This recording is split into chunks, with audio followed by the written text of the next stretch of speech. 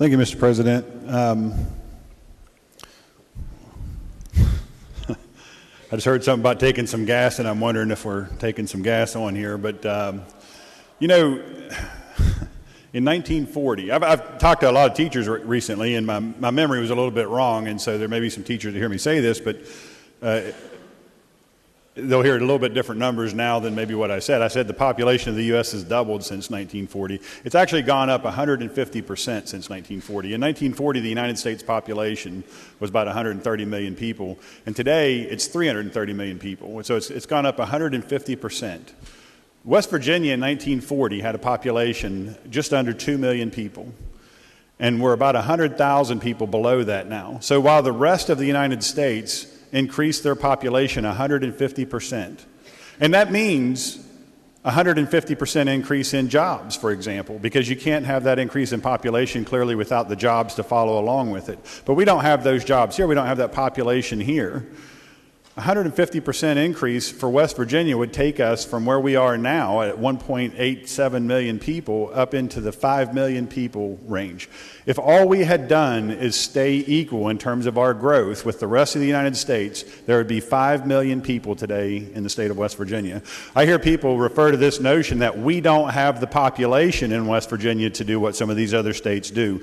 And they're right, we don't have the population to do what these other states do, but there's a reason for that. Something from 1940 to today is the reason why we don't have the population in the state of West Virginia to do what other states do. Something that happened from 1940 to today explains why we don't have the diversified economy that the other states have, so that we're not relying so heavily on the extractive industries.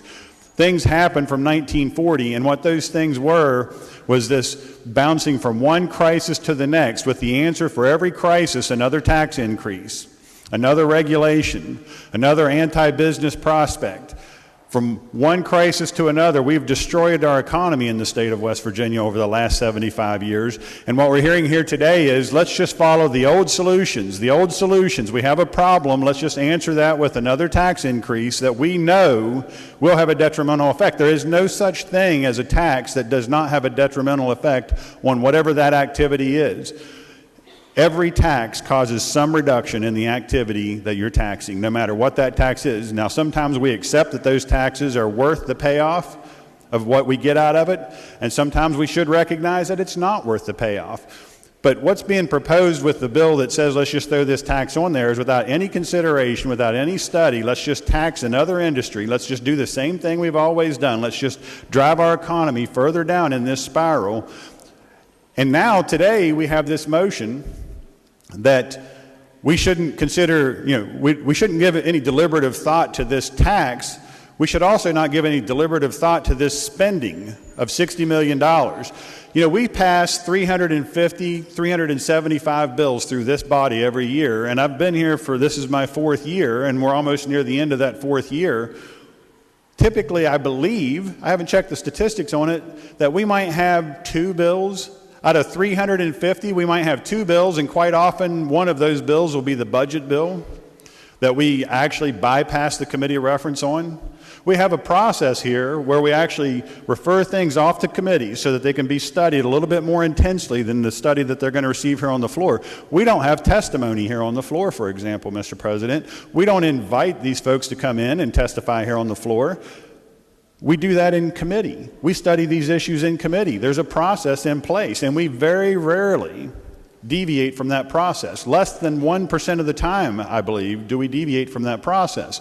But here we are with no consideration on a massive tax increase, even though we know historically these types of ill-thought massive tax increases have driven our economy down, have destroyed our population base in this state, have prevented us from diversifying our economy. Let's just throw all caution to the wind and have a big old tax increase. And then when it comes to spending, let's just throw all caution to the wind and bypass the committee process, bypass careful consideration, bypass study, bypass hearing from the experts. We're supposed to be the deliberative body on this side. I hear people on both sides of the aisle say that on a regular basis. This is supposed to be the thoughtful body in this process compared to the other end of this hall. What we're seeing here today is that we are insisting as a majority, and too bad that's not the minority, but as a majority, we've decided that we are going to uphold our responsibility. We are going to be the deliberative body. We saw the other end did not do as they probably should have done and been as deliberative as they could have been. They'll call a public hearing over there for anything, but not for spending $60 million. They'll call a public hearing over there for anything, but not for a lot of the proposals that have come through related to this issue. We're doing the right thing. We're being deliberative. We're being thoughtful. We're being considerate. We're trying to recognize that some of these hasty decisions that have been made in the past have done an enormous amount of damage to this state, and it's time to stop that style of governance. It's time to actually take our job seriously. Thank you, Mr. President.